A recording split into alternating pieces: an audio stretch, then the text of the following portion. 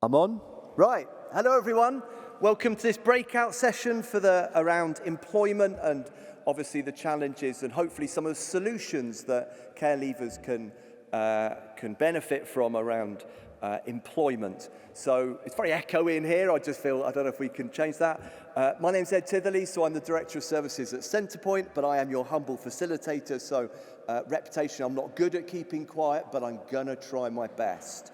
And let our experts do the talking. We have quite a big panel, so we'll try and work with that as well. We've got about an hour, so I'd say the first question we'll ask will be about the challenges, the drivers, the issues around employment and faced by those who have experienced care. But then hopefully we'll get into that positive space about some of the experiences, some of the solutions that the panel are involved in.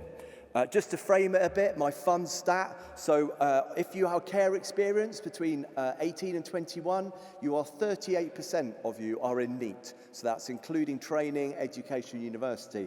But if you're not, you're 13% of young people in the same age group are NEET. So you are 3 times as likely to be NEET if you experience care. That is framing the challenge that we are here to discuss and learn about. So we'll go into introductions straight away. If we could start at the beginning, and we'll just go along and briefly who you are and yeah, what your experience is in this area. Hi everyone, I'm Lawrence Kelly. I'm from Birmingham Women's and Children's NHS Trust, and representing what we call the Universal Family Programme, which is our gateway to employment in the hospital, which started at our hospital, which I lead on, and is now a national programme in collaboration with Gareth from the Care Leavers Covenant. Hi, I'm Gavin Oldham from the Share Foundation. We run the Junior ISA and Child Trust Fund schemes for young people in care throughout the United Kingdom on behalf of the Department for Education. We're a registered charity. We've been doing that since 2012. And our real focus in this area is really helping young people to build the life skills so that they are ready to start adult life. And, so this transition into employment is fundamentally important to us and seeing the way forward.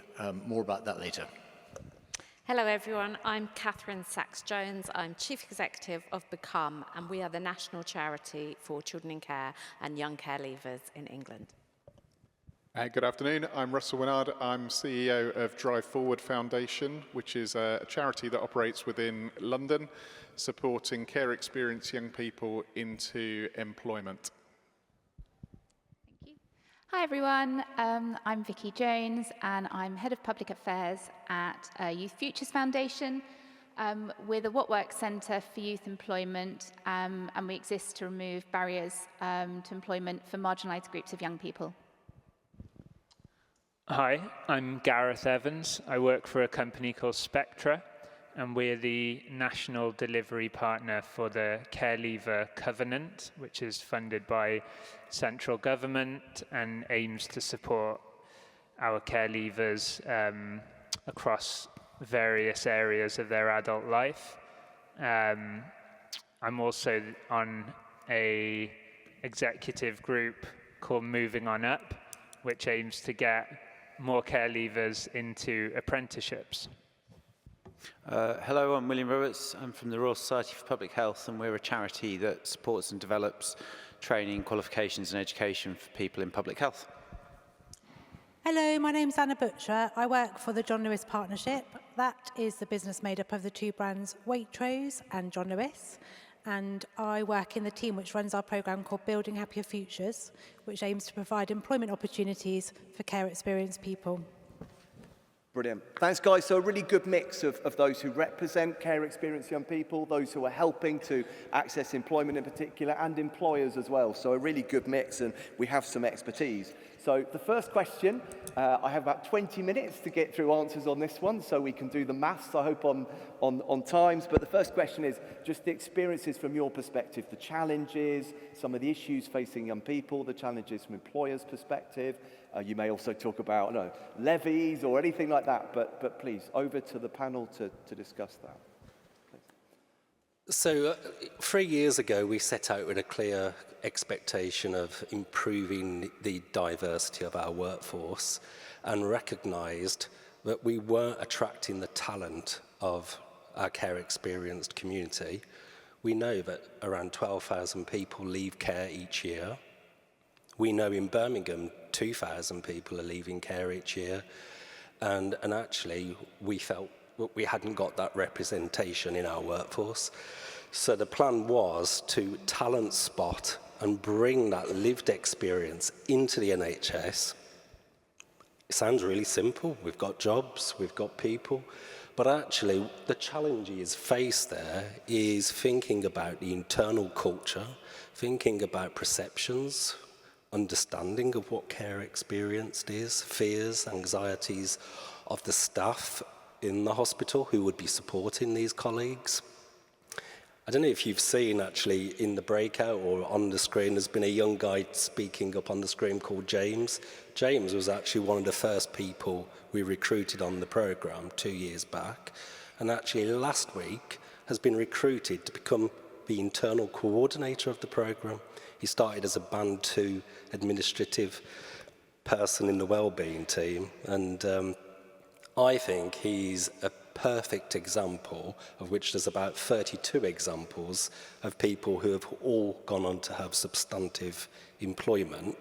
He's a great example of actually not just ticking the box as an NHS and saying, well done, we've got a young person, a job. It's what's next and what else can that person achieve.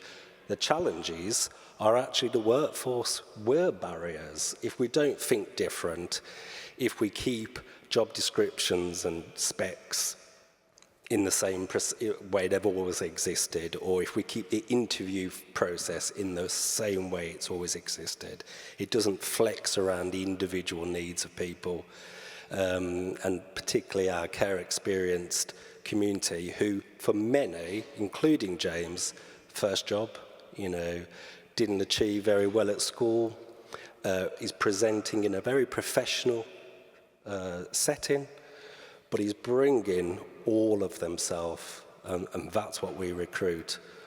But the challenge, and continues to be a challenge, is internal culture and breaking that down. And James is a brilliant way of challenging that.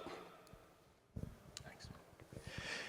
I think we should bear in mind that this is not just a problem for young people in care. There are over 1 million young people aged 16 to 24 who are not in education, employment or training in this country at the moment. And when I compare that situation to what it was like for me when I was, growing up, so 50 years ago now, I mean, there is no comparison. It is really, really difficult for young people all the way around. And it's especially difficult for young people in care because basically so often they not only have the insecurity of a really desperately difficult childhood and adolescence at home, but they've also been in and out of school all the time, and so they have a really checkered situation and not the same array of school qualifications. So actually, it's really difficult to actually meet that need. And I think, we need to be appreciative that this is not just an issue of the technical skills, but also building the confidence and the communication skills and the ability to relate to others, which actually are going to be the things which give human employment in the future, because AI will take over so much of the sort of regular technical jobs. So actually, I think there are good opportunities for the future. We'll talk about that more in a minute. But I do think the challenges are massive there at the moment, and that's why I really welcome things like the Care Leaver Covenant, which actually, is opening doors to so many places. We'll talk more about this in a minute. So I want to make 2 points, really, but to start before that by saying that children in care, young people leaving care, have the same hopes, dreams, aspirations as all other young people, and they have the same potential, which is limitless. But it unfortunately is limited, not by anything that they do as individuals, but by wider issues in society and systemic issues. I think often when we have these conversations, we talk about, how we can support young people better and the skills they need, and we don't talk enough about the systemic barriers holding them back. So I want to make 2 points, really. The first is that systemic one. Children in care are frequently moved miles and miles away from their local area. That often happens in the middle of their exams, in the middle of important points of school. They're moved away from their friends, from brothers and sisters. They often have to change school or commute long distances. So we frequently talk to young people who are going 2 hours in a taxi each way to school. How can any young person properly engage in education when they've got all that going on outside school? It's impossible. Then we expect them to leave care at the age of 18. That can be right in the middle of their exams, right in the middle of A-levels.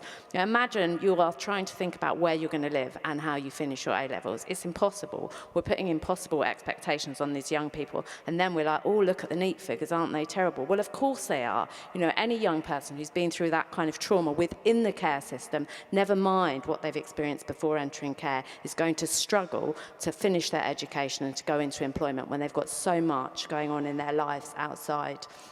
And that's the fault of the system, not of young people. So I think we need to acknowledge that. And then the second point I want to make is around stigma and aspirations for our young people. We talk a lot about that NEET figure, but it's also the case that young people who've been in the care system go on, those who do make it into employment, go on to earn less than their peers.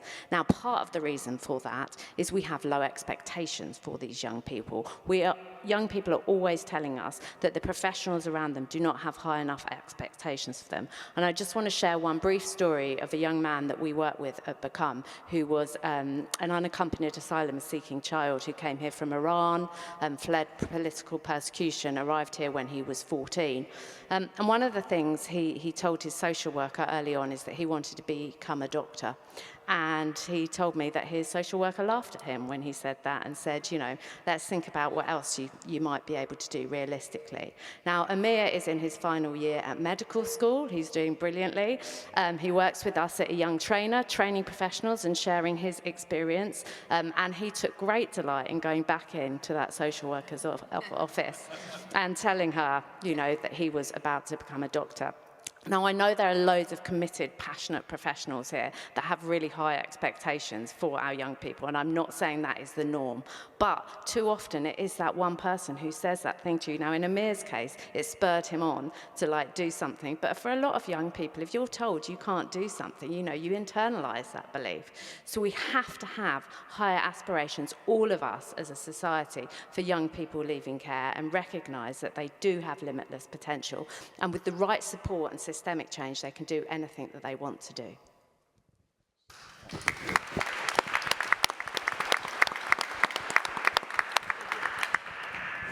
Yes, I agree with all of that. And we've spoken a lot, we've heard a lot. Yesterday, if you were here, and this morning, we've heard a lot about the systemic challenges, the challenges that young people within care face.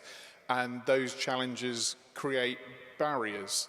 And I think one thing that we as a charity are focused on is navigating those barriers as successfully as we possibly can. So the challenge for us is around accessing opportunity. And how do we enable more care experienced young people to access the opportunities that are out there? Because young people who are leaving care don't necessarily have that advocate. They haven't necessarily got a family or a support network around them.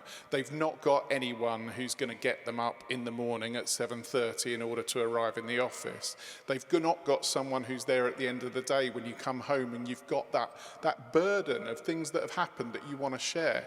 They haven't got that. So how do we support care experienced young people to access opportunities in a far more sustainable way? And how do we work with employers more to support them to provide what care experienced young people need and require in order to sustain that role? Those are some of the key challenges that we face day in, day out. There are plenty of other sort of more niche challenges, but that access to opportunity is absolutely critical, and finding ways to navigate around some of those barriers and create sustainability is really important. Thank you. So similar to the other panelists, I think you're going to hear very similar stories from everyone. Like we were saying, the level of need for all young people is stubbornly high and has been for 20 years, which is why we're hopeful that the youth guarantee that we campaign for, which is currently being piloted in areas across England, will help address getting young people into employment and training. For young people in care in particular, it's a particular problem, and it shouldn't just be about getting young people into work. It should be getting care experienced young people into good work. Young people in care, so 61% are not in education, employment and training, but those that are tend to be in very precarious employment conditions, so temporary contracts and 0-hour contracts. I guess the main drivers for young people, the barriers, is the kind of disrupted education experience. It's around 28% of care leavers persistently absent. We all know about the moving from schools to schools, to families, which disrupts the experience of education. And of course, the kind of lower key stage 4 attainment, which really kind of excludes care leavers from the traditional pathways into employment, education and training. Then you've also got quite a high level of mental health needs and SEN, which is mainly because of being diagnosed late, in the case of SEN, and also the trauma that young people in care have faced prior to coming into care and then during in care. So those are the things that we need to address. I guess we'll go on to talk about things like apprenticeships, but from a what works perspective, we know the things that do have a high impact that can remove the barriers for young people in employment are things like apprenticeships, but we know that access to apprenticeships is not as it should be, the availability, and also things like requirements, getting in there and support whilst young people are doing apprenticeships. But yes, we'll come on to that. When I think about the barriers to tackling that kind of 40% or whatever that neat figure is, I think, like Lawrence, that a lot of it sits with the employer community and with the business sector. I don't think it's a barrier created by our young people or their individual circumstances. And I think there are two things that really concern me and create the sort of persistence of those negative statistics. So that the Care Leaver Covenant, through an employment lens, the way that it works very, very simply is an organization signs up to the covenant and then they create an employment-related offer, which can be tweaking the application process or setting aside a number of roles that they're aiming to get care leavers into. And I think one challenge that we've seen in the years that we've been delivering the program is that whilst you do need very passionate individuals involved, there's a danger that the energy and the progress sits with one or two very passionate people and doesn't become a legacy structure of that organization. And the really encouraging thing about the work that John Lewis, the NHS, the civil service do is that they are creating structures that don't rely on one or two people who, as we all know, might leave, might retire, might have a changing career. So I think there's a real need for the business sector to think about structural support for care leaver employment rather than support that rests with one person who thinks that this is the right thing to do, or that has a personal connection to the care leaver story. The other thing that I think is really worrying, that's maybe a bit more straightforward, is I think we're becoming even more narrow-minded in recruitment. Lots of times I hear about organizations using ChatGPT and other software to sift CVs. Yeah, I mean, I know that everyone feels like they're time pressured, but lots of our young people won't rise to the top of lists that are created by ChatGPT. So I think there's also, as well as kind of something around legacy structure, there is something around human-centered recruiting practices. So when we talk to people, we hear three things. It's hard to get in, it's hard to get on, it's hard to get recognised. I think we choose to make that harder in our own organisations, and I guess my challenge to all of us is we can't change the way the world works entirely, but we can definitely change the way we work. So how do we make it easier in our own bits to make it easier to get in, easier to get on, and then easier to get recognised? So we were talking a moment ago about not going at the end of a queue, but I'm going to try and build on everything that's been said so far. So as a reminder, I'm Anna from the John Lewis Partnership. When I started this work, we very quickly realised that we needed to work with experts in the field. So we worked closely with Become, who are with me today, Drive Forward, the Care Leavers Covenant. I can see Achieving for Children in the room, and Louise from Who Cares Scotland. So we don't go it alone. In terms of challenges that we definitely recognised early on, thanks to the experts who we work alongside, is forgetting the voice of the young people. So I think something really powerful I learned in my first week in this role was thanks to a model that Who Cares Scotland use, which is called the scaffold model. And that brings to life, and if we had slides, it would be beautiful to show it today, but that brings to life that before you're care experienced, the scaffold of support around you looks extremely different to the scaffold that exists once you become care experienced. And that scaffold changes from family, friends, your school community, your pet, to a lot of professionals, all with the right intent and doing the right thing. But the structures and processes designed by those professionals can sometimes, and this isn't a criticism, but can sometimes lack the voice of the young people. So we try really hard, and it's not always easy, to capture the voice and ideas of young people so that we're talking with them and not about them. And to all the points that have been made, they have given us our best ideas. Really simple, practical things that we can do to make our recruitment more inclusive, to make our environment more welcoming. So yeah, the challenge is from, still for us, we need to remind ourselves as an organisation to keep the voice of the young people at the heart of the work. Is that Brilliant. 2 minutes? Panel, you're doing brilliantly. Not only the content, but also by some small miracle, you've come in banging on time. So I've no idea how you managed that. That takes great skill.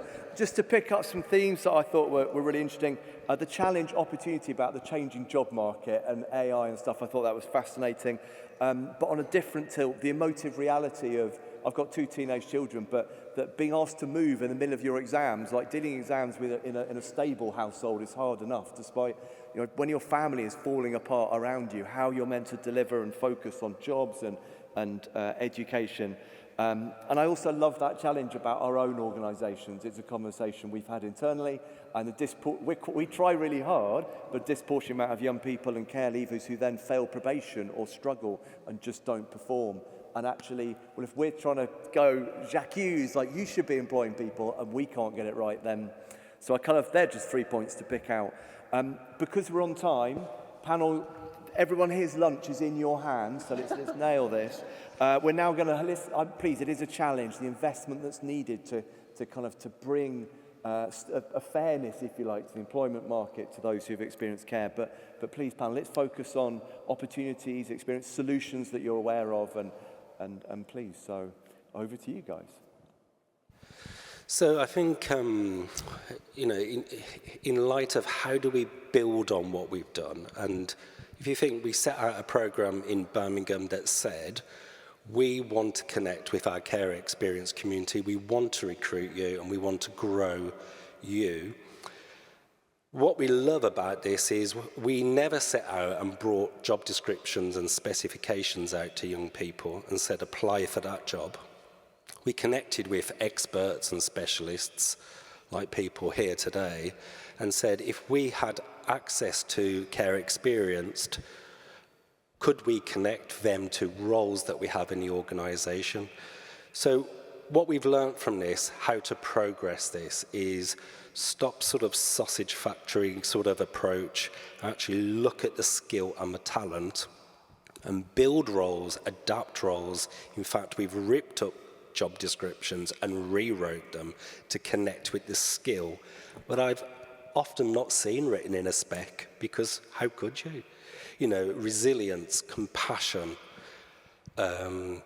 real desire against all odds to which is our business. Our business is people.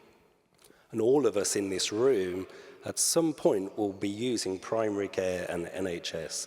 We want those people looking after us, the people who use AI to support them, but don't substitute it with the skill that we need frontline of NHS.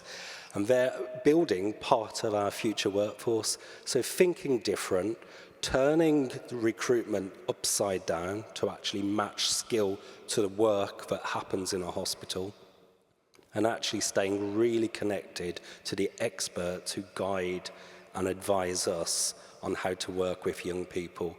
Because and I'm looking at Nav here because this is my colleague in the hospital, we've encountered no challenges from young people that I haven't encountered in my own team and in my own workforce.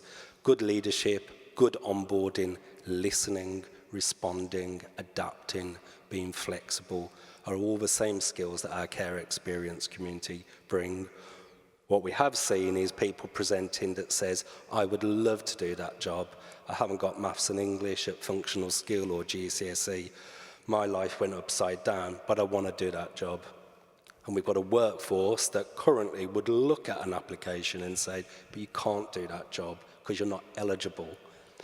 And we set a challenge out. We got two young girls working in our heart research clinic, both under 18. The hospital said we don't recruit under 18. Both didn't have maths and English. Both wear a uniform now. And patients love them because actually their objective for doing the job is right. The college is teaching them maths and English, and they will go on to do the pathway that brings them the skill that credits their role.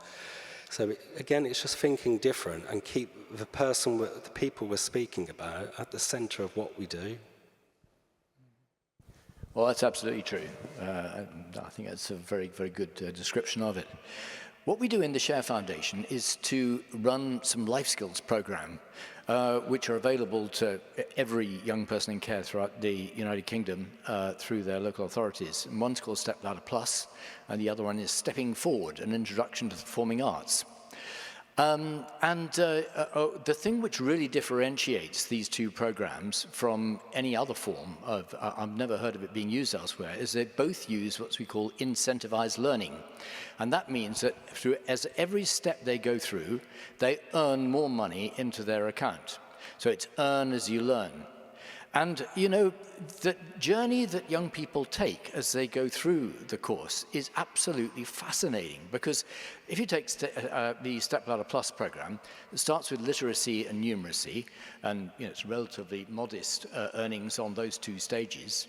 Then there's a first introduction to financial awareness. Step 4 is where they write 250 to 500 words on what they want to do when they become an adult. And that is where you see the attitudinal transformation starting to take place. And it is so exciting to read those testimonials coming through at Step 4. Step 5 is a pretty involved 16 sort of episodes of Open University-based Managing My Money. It's all done to audio, radio, so it's lots of fun to listen to, actually. But really, it needs some focus and concentration. They're earning on that too. And when they're on to Step 6, they are actually getting mentoring to help with finding employment or higher education. And so both at step 4 and step 6, there is a mentoring process which goes on. I have to say that that attitudinal transformation is fundamentally important because, you know, it goes from being, well, you know, this is just another thing to have a go at, to, you know, there's something really hopeful here for the future. And it could come out in many, many different ways. I mean, you know, I've already said, you know, there's a problem in terms of the number of qualifications one can expect necessarily after you've been swapping schools from one place to another. But the key thing in working anywhere is having the communication and confidence and the ability to work with others, which is the life skills you need for being transferable. And that's why we've also brought in stepping forward, because there's nothing like the performing arts to give people confidence in being able to relate to other people. And I have to say that you know, what those opportunities can give is the opportunity not only to work in different businesses, but also to be entrepreneurial. And actually, as an entrepreneur myself, I run businesses for the last 30 years. You know, basically, I know, you know, it's such a fulfilling activity to do that, so many opportunities which you can get stuck into and find something which really interests you in taking that forward. So I have to say that many, many young people who've left care have achieved things going down that entrepreneurial route. So I think that there is real hope for the future here. I think there is you know, definitely things to work with. That it's a matter of achieving that attitudinal transformation, which gives that positivity for going forward. And that's the thing which gives me real excitement. And you know, do come and find out more about that on our stand in the open room. So at Become, we run a program called Propel into Work, which helps young people moving into and staying in work. And we start where young people are, and we engage with their aspirations, and then we talk to them about how they can get where they want to be. And over the last few months, it's only been going a year so far, Propel into Work, but we've helped young people into a whole range of roles, from construction to a veterinary assistant to law, and we work with them to help them stay there as well, because often getting into work is part of the challenge. But I think you made the point, Russell, about, you know, not having anyone to like talk to at the end of the day, or it's helping them stay there and process that and navigate the challenges in the workplace as well. I think systemically we need changes to a number of things. Very briefly, the issues I raised earlier about stability within the care system and the care cliff that young people face, we can't overlook those in any of these conversations. I know yesterday we were talking about housing and homelessness, today it's employment, but they're all interrelated, so we mustn't lose sight of the systemic issues holding young people back and think about how we can address those. There's some positive changes happening at the moment. The Children, Wellbeing and Schools Bill going through Parliament is introducing corporate parenting responsibilities on a range of public bodies, which will help to make them think about care experience young people. But we need to go further to really ensure that every young person has a stable, loving, safe home, and that they leave care at a time that's right for them. And finally, just to comment about the benefits system, because I think that's integrally linked to helping young people into work, and at the moment acts as a barrier for many. I'm really concerned about some of the changes to welfare coming in that are going to affect care experience disabled young people and young people with health conditions. And rather than moving them closer to the workplace, I really worry that it's going to take away vital support and make it even harder for them to get into work. So, you know, I think we need to be raising these issues and making sure that we continue to look systemically at the things holding young people back. And finally, because I know we've got lunch calling us soon, but I just want to talk about kind of aspiration and stigma. And I do think days like today are important because they help raise awareness of these issues. You know, in this room, we all kind of live and breathe this and we know about it, but most people out there don't understand the care experience. They don't understand what it means to be in care. And that means, you know, most people are employers and they're people that we all see every day in our life, and if they don't understand the experiences of this group of children and young people, then it's really hard for them to be part of a broader supportive society that we need. So I think raising awareness and helping to tackle stigma and make the case for just how amazing care experienced children and young people are is super important, and that's why days like today are really good, and I'm pleased to be part of it. Super. Thank you. I in the earlier sort of pass-through, I said that one of the challenges were about supporting young people to navigate the barriers and to access the opportunity. So it would be remiss of me not to then say what the solution to that is.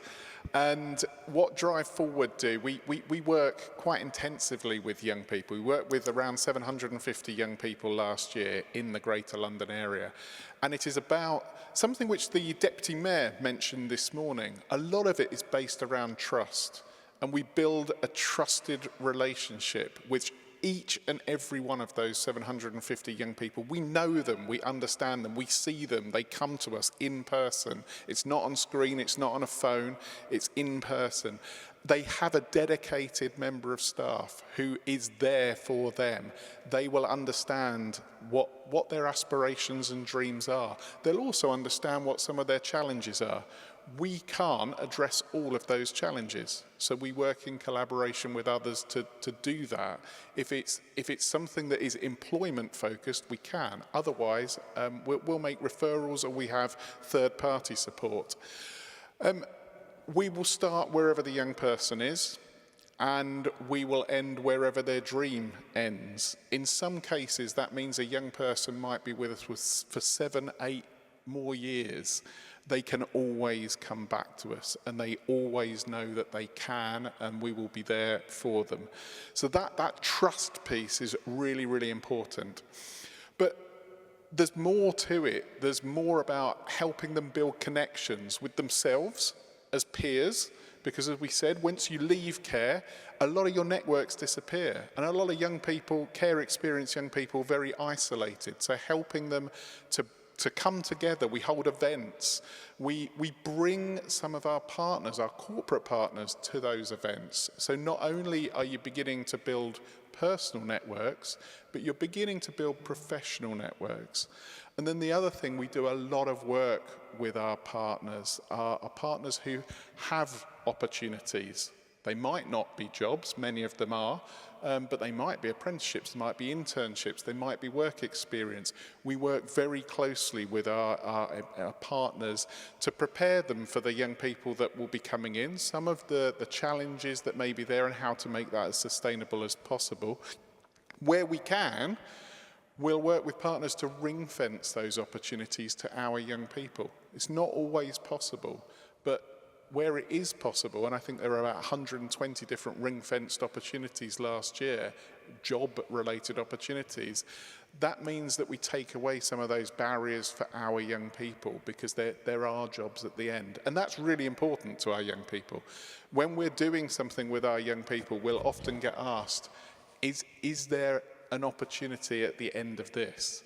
That's what they want. So we have to make it so that there are opportunities. Might not be at the end of a 2-hour workshop, but it might be at the end of a journey, of a pathway that we work out with them. So that combination of the support, the trust that we build with the young people, and how we can support them to navigate some of the challenges that they're facing, work with partners to do that, but also that person that's there to help develop your CV, to help you look for jobs, to open your eyes to some of the roles that exist.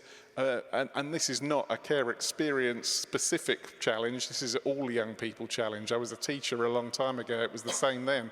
Young people have no idea about the breadth of roles that exist in different sectors. So there's a responsibility on us to open their eyes.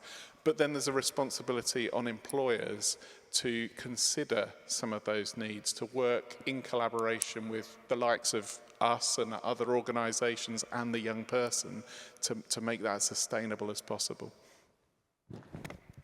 Okay, so the research and evidence, what does it say what works? Well, you've pretty much heard the words from our panellists here. So it's effective engagement, it's trusted, consistent advisor, it's personalised support, it's effective assessment and profiling. Those are the things in evidence that show that work. Also an increased focus on education pathways and career profiling earlier on, so they can look at the kind of the shortfalls and where we need to kind of make up for the aspirations. What we recommend a care leavers employer support package which looks at wraparound support and also wage subsidies. That would need also a review of existing bursary levels, but also benefits conditionalities so that young people who don't necessarily have the family support don't miss out on the kind of wider entitlements. At Youth Futures Foundation, we launched last year the world's first youth employment toolkit, which looks at interventions, what works to get young people into employment. And the thing that had the highest impact, the biggest impact on this group of young people is apprenticeships, vocational training, so on-the-job, off-the-job training. So there really needs to be a focus on that, a focus on reforming apprenticeships so that it works for these marginalised groups of young people. We also, as a What Works Centre, invest into programmes like Drive Forward Foundation, and we're really excited to be partnering with Drive Forward Foundation. We're about to launch a randomised control trial, which is really important to have the kind of high-quality evidence to put a case to Treasury and other government departments. So you've heard from Drive Forward Foundation, a randomised control trial that we actually launched in 2023. So it's getting very exciting because we should be getting interim results really soon. There's a programme called 16 to 25 IP, which are based in Bristol. And it will be the UK's first randomised control trial looking at therapeutic approach. They use acceptance and commitment theory, and they work specifically with young children who care experienced young people. And rather than working with young people and helping them fit the jobs that exist, I think happens in lots of places. You see what kind of jobs are being advertised and how can you help that young person, job interviews, CVs. They actually work with the young people and look at their skills, their strengths, their aspirations, what qualifications they need, identify their job, their kind of the thing that they want to be. And the coaches work with the young people for 3 years, up to 3 years. And they identify the gaps and the qualifications and really helps to kind of build motivation, confidence, and it's working really well. So the randomized controls, so we're going to have, so you have a control group and the group that continue receiving business as normal, and then hopefully in a year, we'll be able to see the evidence from that. They also provide the kind of wraparound support, the kind of help with housing, the help with job interviews, the CVs, the kind of wraparound holistic support that young people in care needed. The other one thing that I'd say is really important before I hand over is involvement, engagement of young people. So we've been working with Department for Education, Department of Work and Pensions for the Youth Advisory Panel. Now that's a panel that's advising the trailblazer areas that are looking at a youth guarantee. 4 of the trailblazer areas are focusing specifically on children in care, so Liverpool, West Mids, and there's 2 in London. And the Youth Advisory Panel is made up of some young people, care experienced young people, and they will be advising the government nationally, but also helping locally in trailblazer areas. So we really come from the position, nothing about us without us, and yeah, just emphasising the importance of the youth voice.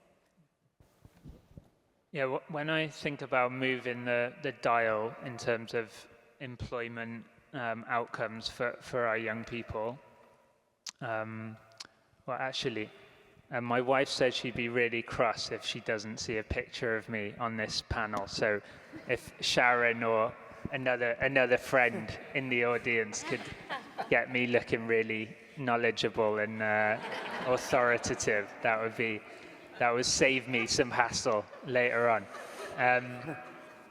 Yeah, moving the dial in terms of employment outcomes. I think it's clear from this panel that lots of great work is being done with our young people to help them prepare for the world of work, to remove barriers that are not of their making. And I'm sure that kind of between our organizations, there's probably hundreds of young people going into to work each year, maybe even thousands, where we could say one of our organizations has had a hand, has removed an obstacle, has brokered an opportunity. My kind of focus for opportunity areas is, again, on the business sector. I think government won't solve this on its own, and it shouldn't. But I think government could be much more of a facilitator with the private sector in increasing the number of jobs that are created for our young people. So if you go on gov.uk, there's a list called the top 39 government strategic suppliers. They're the organizations who have the biggest contracts with central government. I don't know, I don't know how many billions or hundreds of millions of pounds are accounted for there, but I don't think that many of those organizations are being asked what they're doing about care leaver employment when they win those contracts. They all have huge supply chains. It's not that 39 organizations are kind of delivering those contracts. There'll be hundreds of organizations delivering those contracts. And I think as a community that are delivering government-funded programs, they should be doing more about this agenda. The NHS, the civil service as an employer, local government, I think is really stepping up in this space. I don't think the private sector is being held to the same account. And I used to work in the private sector for a long time before I worked in this role. I'm not bashing the sector for the sake of it. I think, as Catherine said, there's a lot of misunderstandings. People don't know about this agenda in the private sector. It's not that they are explicitly opposed to this type of work. So I think there is a big opportunity alongside all of the work that we're doing with young people for government and the private sector to collaborate to tackle this agenda.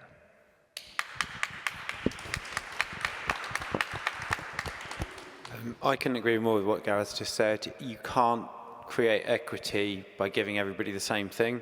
So unless you do something that positively supports those who are in care, you're not going to get any different outcomes. And if you do nothing today, but go back and do something in your own organisation that does that, then you'll have done something better.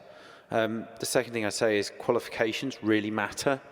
We have, as a nation, downgraded qualifications to training because it was cheaper for companies to do it. It's a false economy. It's a national resilience issue if you're a policy maker. If you're a business, it means that actually you're much more attractive and people will stay with you longer if you give them a qualification. And if you're somebody who is not full of qualifications and doesn't have thousands of them, then actually they give you a passport to another job. Most careers will be squiggly, they won't be linear, and so you need portable qualifications that you can take across jobs. Two very quick things I think that we're trying to do that we think others could do. The first is, how do you bundle your offer into something that is a pathway, so that instead of it being a disparate set of rungs in a ladder with some missing, you join it up to make that ladder really clear. And if there isn't a ladder, you get a rope and you chuck it down so they can pull themselves up. We pull the ladder up too much too quickly. And then finally, the other thing you can do is think about adjacencies. We've been thinking a lot about how can you take something where you've got an opportunity and do something adjacent to that? So two very quick examples of that. One is, we know lots of people go into hair and beauty between 16 and 18. They come out with their hair and beauty qualification. Why can't they also come out with a qualification in menopause, in women's health, in men's health, in mental health? Why aren't we throwing those things into it? So then if I'm coming to the NHS, I've already got 10 things that are transferable for you. If I'm coming to an employer, suddenly I could be a health champion for you in your business. Similarly, if you're in a sports club, we know that sport is a great way to engage people in the care system into a wider group of people, into a friendship group, into society. But why don't we then also offer them some coaching qualifications or some physical activity trainings, or some health qualifications that would allow them to then go and get a job somewhere else. We have to sweat that adjacency opportunity, and I think if we do those three things, there's a huge opportunity to do something brilliant in this space. So very aware you're probably wondering about lunch, so I'll keep this really brief. But for us, I've already said this, but my advice to another employer trying to do something for the care experience community or for youth employment in general is not to go it alone. I'm sure none of us do, but when I started in this job, anybody who I asked to help, whether it was a local authority, a virtual school, the charities and organisations alongside me on the panel today, nobody said no. So everything we've done is credible because of the experts we work alongside and because of the young people's ideas, the simple ideas such as guaranteed interviews, such as welcome packs that we give to people before they arrive in the workplace. They've all come from young people. So that's where I'll finish. That's great. Brilliant. Again, we're on time, so that's superb. Thank you. Lots of really rich, lots of really insightful conversation. I didn't dance and was not going to by standing at this lectern. We have about 2 minutes left, but I can't think of a way to engage everyone for 2 minutes. So if anyone wants to ask a question, or we could just go to lunch. So please, we've got 2 questions at the front here. Yes, my name's Suzanne Parrott. I'm Executive Head Teacher of 3 local authorities, virtual schools and colleges. So you are talking my day-to-day job. Thank you so much for raising that our children go to university as well as having apprenticeships. That is really good to hear. They're not less able than the general population, so that was really great. And thank you ever so much, Gareth, for not just focusing on what we're going to do to change the child, but actually looking at what the business needs to do. So rather than squeezing them into a system that's not working, to look at changing that system. In schools, virtual school heads are providing attachment-aware schools training. I would like us to have attachment-aware and trauma-informed online resources for every single worker in this country. So therefore, they are able to understand our children's needs, and our children, once we get them a job, don't then fail their induction because somebody asks them, which has happened to one of my children, what did you do wrong to come into care? And they didn't like that, and they were upset, and they left, and they didn't go back. I hope all of you keep in touch with each other, because together, maybe we could create this online resource, perhaps with the expertise of a virtual school, I'm not saying myself, but with the input from there, with the educational psychologists. We at the moment in Achieving for Children, we do our Better Futures events. Thank you very much. Anna comes, so does the Care Leavers Covenant, so has Fatima. But we only get about 100 people at a time, and there are thousands of workers whose minds and hearts we need to change. Brilliant. Well, there is a pledge tree over there, if anyone wants to make a commitment. But yeah, thank you so much. Please. Hi, Phil from Ginger Nut and the Moving On Up group. I just wanted to raise awareness for the £3,000 apprenticeship care leaver bursary that's out there. The funding has increased and the numbers have almost doubled since that's happened. Whilst they're small, it's helpful and we are trying to raise awareness. Catherine, you were talking about that yesterday in a different context. How much impact do you think that's making with the young people you're supporting with? Was I? Okay. You were around moving into a home and support around moving into a home. Yeah, I mean, I think financial support's really, really key because, you can't budget your way out of poverty. And I think sometimes we overlook that in those debates. So looking at the apprenticeship levy, looking at how we financially support young people so that they don't just go for the lowest paid job, but they go for something that's a stepping stone towards their aspirations, how we support young people to make sure they have enough money to set up their home. I think all of those things are really important factors in this discussion. I could have sworn it was you, Catherine, but still a strong answer there. Just very, very briefly, because I know I am now holding people back from lunch. Just on the apprenticeships, because There are a couple of things here, and Catherine, you mentioned the apprenticeship levy and how it's used within organisations. What we've seen is a shift over time to some of what organisations are offering being higher level apprenticeships, which are then offered internally to staff. So it's being used to upskill staff, whereas actually what can be of most value, very much taking the point that there are some young care experienced young people for whom they're doing post-grad qualifications, but level 2 apprenticeships are a great opportunity, but we don't see care experienced young people taking up those level 2 apprenticeships. Some of that is the decline that we've seen in the numbers being offered, but some of that is something we heard this morning, which is about the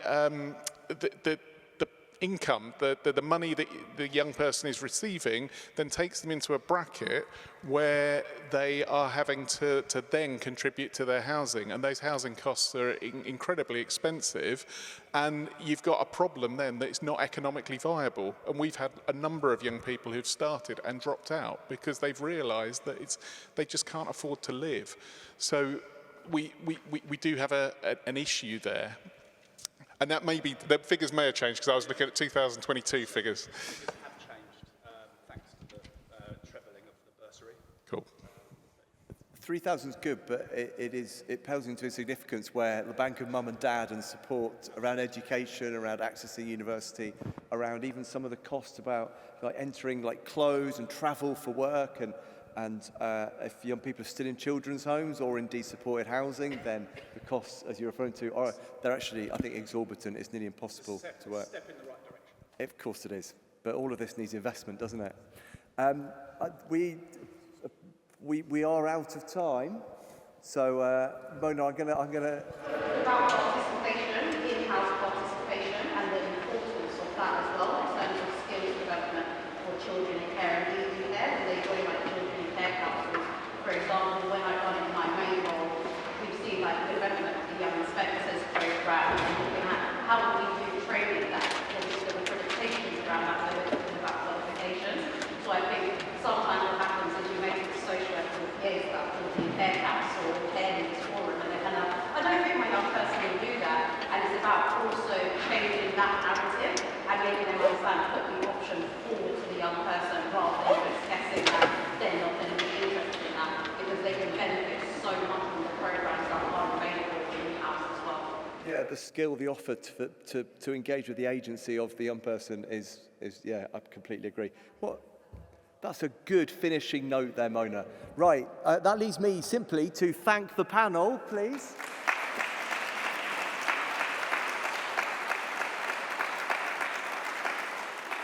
And please, it is now lunch, so enjoy.